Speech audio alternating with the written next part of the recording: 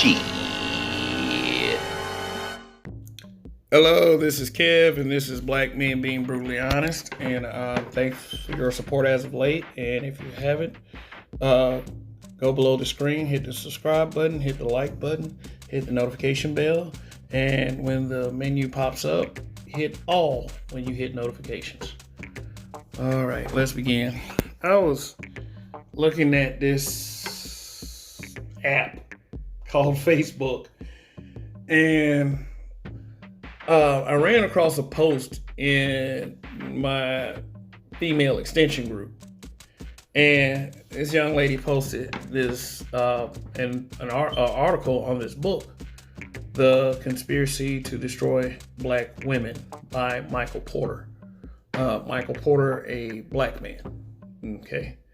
So I know it was written by a black man, so there is no need for me to, clarify. No need for you to clarify that with me. And unlike most women, I don't play favorites just because a man did it. No, I don't cape for the sausage. I just say what I feel in my heart is correct. So anyway, this in my 2020 mindset, when I see stuff like this, my first knee-jerk reaction is gonna be, oh, here we go, because it's just how it is these days, especially with this whole this bitterness that's all over social media being displayed. But so I had to what year was this book written? Let me make sure this is nothing recent, because I haven't I think I've probably seen this book before, but never really just examined it like that or really paid attention like that. I probably just looked at it and said, oh, look, another piece of shit or something like that. But right now is to me, the misandry and the anti-black man sentiment, and now this anti-black manosphere sentiment that I've been seeing lately, the mentality had to start somewhere. Now, people will go back as far as the talk show circuit, the Sally Jesse Raphael and Phil Donahue and Jenny Jones and Ricky Lake. Yeah, I remember those times because, hey, my mother used to watch those talk shows. All the women in my family used to watch those talk shows. And, it comes to a point where you start to notice the mentality in the women in general. And you start to think that there's something a little bit more going on here. So when I saw this book, being posted, I looked for the year that it was written. And this book was written in 2001. And I have to look at it as one of the first of many sentiments that would become this anti-black man sentiment. And, literary pieces like this are the reason why places like the Black Manosphere exist. So, this is not a book review. I'm not going to read this piece of crap because it's I know what it's about. Automatically, because it's like this. Because of think pieces like this, we have to deal with this mentality today quite often. And it's very popular. Anything that's pretty much anti-black man is just popular, and people are going to admit it one day or another. Who knows? But instead, I looked at the back cover. Not only did I see who this Michael Porter was, but they had questions, and I thought I'd do a video to answer the questions as best as I could without having to put myself through what I think is cringeworthy. It's very, very cringy stuff. So let me see if I can answer these questions, and whether you're satisfied with my answers or not, remember, you chose to watch this video. And you have the option of cutting it off, because the way the social climate is for black men these days, the likelihood of a person that watches this video, you're probably not gonna like what I have to say. So let me go ahead and answer these questions. So the first question: are civil rights organizations and the church infested with sexism? The sexism probably comes from the lack of female clergy, which, is good luck with that. And I think there is female clergy in this country right now. So just go look for it. But if you want to make a difference and you want your church to change, why don't you start a letter campaign and say, let's get some female clergy in here? And, whatever happens about that. It all depends on what you believe, quite frankly. Do what you like with church. I mean, I would personally like to minus all the BS. But civil rights organizations, like who? Like what? Like there was a civil rights movement. I mean, yeah, and the Me Too movement that is seen as a civil rights organization by some. Civil rights organization of sorts that, is laced with very much sexism against heterosexual black men. So, if you want to go there, but Me Too didn't exist when this book was written. So the only civil rights movement civil rights organization you could be talking about, which was the big civil rights movement. And the most significant event in the civil rights movement was the Montgomery bus boycott. And that was centered around a black woman named Rosa Parks. Second question: why is the black community and its leaders silent about rape and wife abuse? Why is the black community silent about rape and wife abuse and leaders? Okay, first thing I'm going to throw out: who are these appointed leaders, especially in the time of 2001? Who are these appointed leaders then? Who was it then? Al Sharpton? Bill Clinton? I mean, who? I mean, if I'm forgetting anybody, y'all let me know. Also, he said, why are they silent about rape and wife abuse? Number one, you've already established that victims have a very difficult time coming forward. So with rape and wife abuse, the victims have to come forward so we can have something tangible to go off of. Because unless you're a political leader with power and likely not a black man, you're not going to get away with it if someone says something. I mean, it's not like we're avoiding it. It's not like we're ducking and dodging. And, rape is very egregious. It's a crime punishable by many years in prison. In today's climate, depending on your skin color, basically, it is how they levy the punishments, and we all know that. But in 2001, around that time, that was when let's use a celebrity example. Merlin Santana was shot in the back of the head because some girl accused him of raping her. So we're not silent. It's just that it gets to stupid sometimes, and then you find out the girl's a lying. And then somebody ends up dying. So nobody's silent on shit. And like with the wife abuse, the wife is the one that has to want the help in order for anything to be effective. Because, a lot of people aren't silent on things like that. But if the wife won't press charges, if she says everything's cool, and psychologically in abusive relationships, he almost has to damn near kill her in order for her to understand that it's a problem. And even then, it could be too late. So I'm not saying it's like, what good is talking about it if the people don't want the help? There are people that are willing to help, but they got to say something. But that's a logical way of explaining it. I'm sure the answer that Michael Porter was looking for was misogyny. Okay. All right, here's the next question. What are so many male rappers trying to convey in their music about women? I don't know. I don't know. Some male rappers were like, "Well, girl, you look good. You look so fly. You know, come with me so I can treat you right." Blah blah blah. I think around that time it was you can have whatever you like. But I think what he's trying to get at is sex objects. I mean, the only thing that could have stopped that was women not making themselves available for sex to rappers who were getting cut big checks from record companies.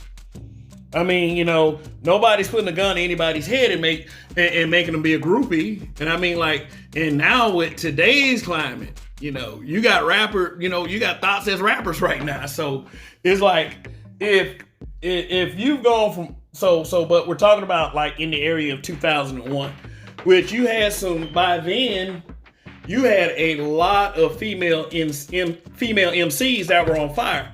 By then you had Mia X, you had Eve, you had Shauna, you had Foxy Brown, you had Lil' Kim. And these women use sexual images to get by. Some of them did now. Not all of them. Not all of the girls. But that wasn't forced. That was a selling point for them because sex sells. And that's just a reality. If you got it, flaunt it. That's how it is. Some people are just select, high value. Some people just aren't. And that goes for men and for women. And men and women use it for different things. Why can't people respect and understand that? If when you're an adult, hey, you have to be accountable for the adult decisions that you make on your own. Nobody's forcing you to do anything at that point. So what I would say is the rap game look at females like, yeah, there are some thoughts and there are some truly skilled lyricists. Okay. Okay, the next question. How have some African American women struggled against racism and sexism? Oh, okay, we're talking about some. Okay, racism and sexism. That would, probably mean that life is a challenge every day for the black woman, and no one is denying that. No one is. But it's like, I don't know. We're in the same fight with racism. And as far as sexism, I don't know. That's a little dicey right there. Because honestly, it really black women when it's convenient that want to step into gender roles. Yeah, it's like when it gets a little tough, they're a woman all of a sudden. When they're having attitudes, hey, you won't respect me. But, when the man claps back, I'm a woman. Why are you arguing with a woman? So, how have some African American women struggled against racism and sexism? I don't know. They use it to the victimhood complex. Because unless you're talking about the struggle that black men are also in, then that's just what it is. It's a victimhood complex. Sexism, I can't speak for something that came from you having a white employer. Okay, because, you have these women out here that say, well, if you involve yourself with a white woman and you're a black man, you deserve everything you get. So you can just kind of view your white employer the same way. I'm not saying that he has a right to touch you or do something highly illegal to you. What I'm saying is you are subject to his policies and procedures when you work for him. So if there's a clause in your contract, sexism doesn't matter. What you need to do is start supporting black businesses. So these businesses can become powerful so there can be a safe haven for not only black women, but black people. But y'all don't want to talk about that. You just want to go into these little enclaves and feel sorry for yourself. Okay. This is probably my favorite question on the list. Is the future of the race in the hands of black mothers? Ooh. Okay, that was really easy. But I'll talk to the fellas first. It's like, I can say we have got the stop creating single mothers, but I'm probably talking to like every 3 guys out of 100. Seriously. Because the stats don't make it look like that too many dudes are going around here just getting women pregnant. There are some out there that's doing it though. For those dudes, I can't say nothing for, because if you really talk to these guys seriously and see what kind of shit that their brain is on, then you will fault the female for even jumping in the sack with this dude. What made you do it? Like, did like I talked to him? Like, what the fuck? Now, to answer the question, we've seen what that is like already. And in 2001, we saw what that was like up until that point. And neither one of them are good. No, if you stop this bullshit and decide, hey, you know what? If black women say, hey, you know what, I want to love black men, and black men say, hey, you know what, I want to love black women, then the problem will solve itself. I mean, just like this, I use this very small example. Stay in a neighborhood full of nuclear black families, like I stay in now. It's quiet. No trouble. I mean, there's a car in the yard next door, but I mean, that's just the only one on the street. And then I'm about to go ask my neighbor about that in a minute. But it's like, it's quiet. It's peaceful at night. You hear gunshots in the distance from other neighborhoods, but not in mine. Now, you go to a neighborhood full of single mothers. I'm not talking about go to an apartment complex full of single mothers, and you watch the dynamic difference. That's the only example that you need to answer that question. And let me offer some clarity. No, it's not good in single mom neighborhoods. You better be cool with somebody in there. Seriously, that's all I'm gonna say. That's all I'm gonna say. If you're walking through there, be cool with somebody, and that's probably a 75% guarantee right there anyway. I've been through it. I mean, I'm the smart enough guy to be humble and not cause a ruckus, but it's just, I've stayed in places like that, and really, honestly, no, you don't want it just in the hands of black mothers. It needs to be in the hands of fitting black fathers. Okay, and the final question. What are the challenges facing black women in finding a good black man? I don't know, maybe this is my favorite question. Okay, all right. I can only answer this from a man's perspective, but a man had the nerve to write this book. So I'm sure any woman, he's probably saying a lot of fluff, simp shit, and women agree with this crap because the publisher, Jakwanza Kunjufu, who doesn't sound American because, reasons, she quoted, "I am proud to publish this excellent book." So, yeah. So I pretty much think that women and feminists agree with whatever's in this book, the contents. So when I read this last question, I understood what this book was about. I mean, you they pick all the elements they don't like about each one of these questions,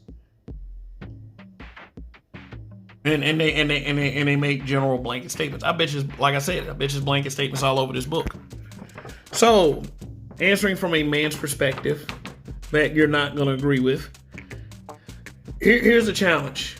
Number one, you can't stop having kids before you get married.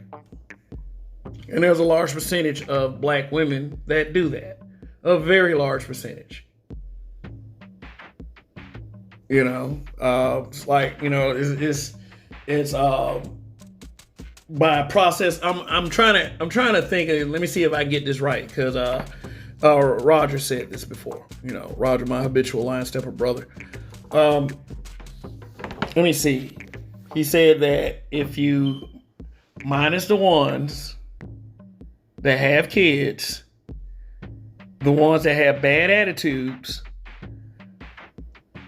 the ones that are out of shape, and there's one more. There's one more, but those three are pretty numerous right there. The one that have kids, the one that's out of shape, the ones that have horrible attitudes, and then I think the other one is the ones that have STDs, which is, that's a big problem that I think that women need to sit back and have a serious, earnest discussion about without blaming men, because two people make that decision.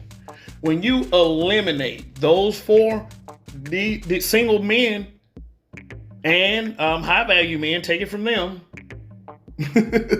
as they, as the ones that claim that they're high value.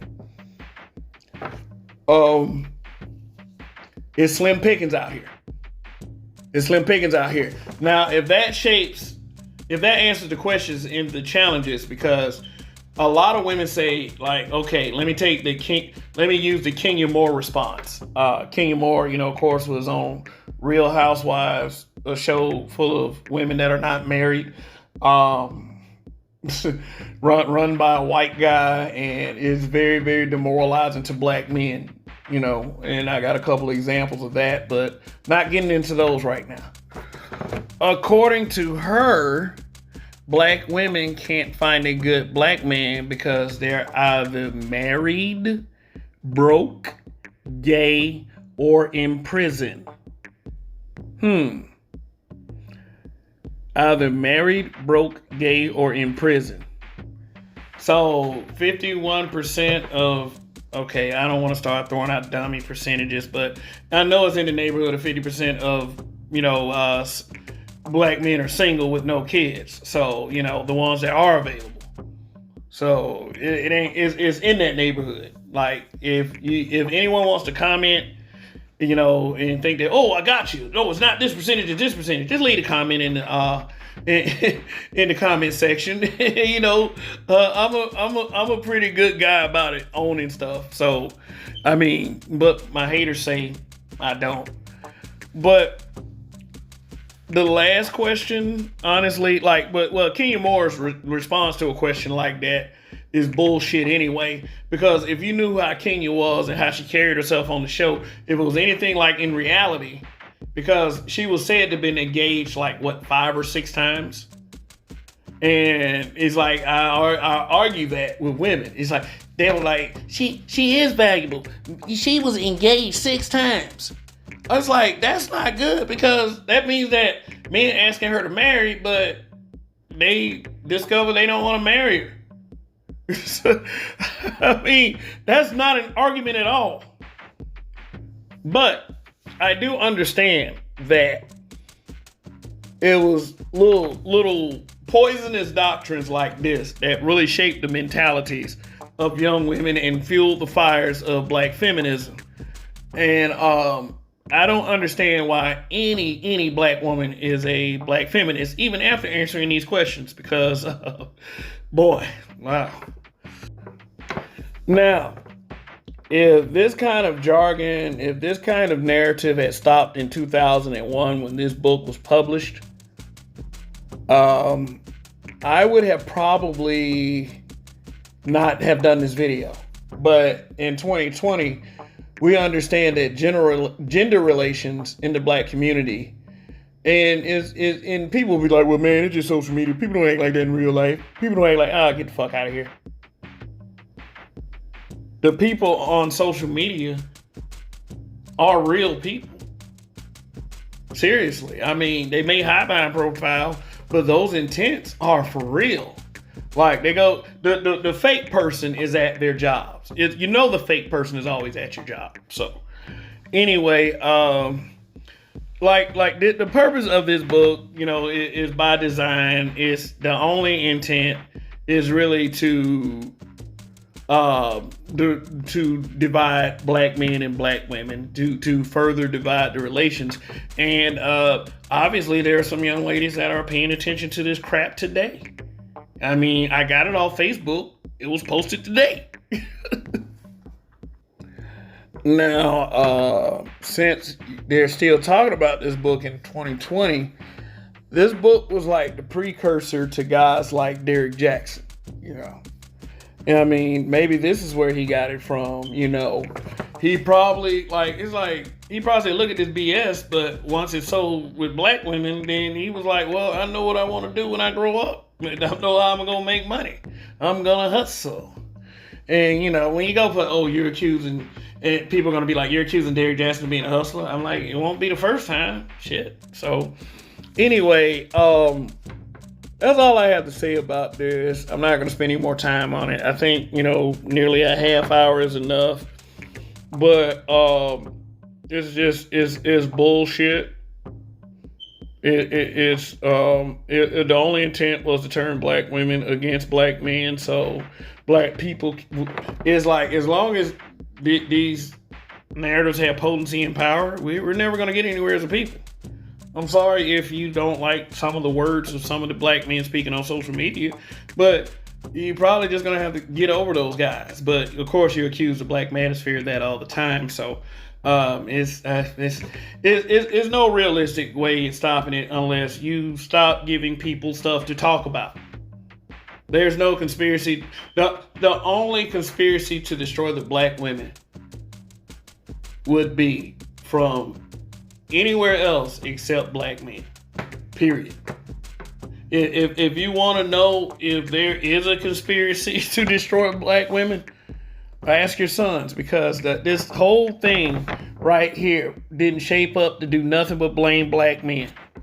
Like, these things never ever take a look at the white supremacist experience, because when black men write about what happens to black men, it's like it's white supremacy. It's directly related to white people. But when black women talk about their plight, it's always black men, black men, black men. And a black man is guilty of it this time, at this particular time. But I have a feeling that it was the start of many. Yeah, man, because of 2001, of course it was the start of many. I mean, that is the only conclusion to make at this time. But anyway, this is all the time I'll spend on it. Thank you for joining me. This is Kev. This is Black Man Being Brutally Honest. Like, share, subscribe, and Kev we trust. Goodbye.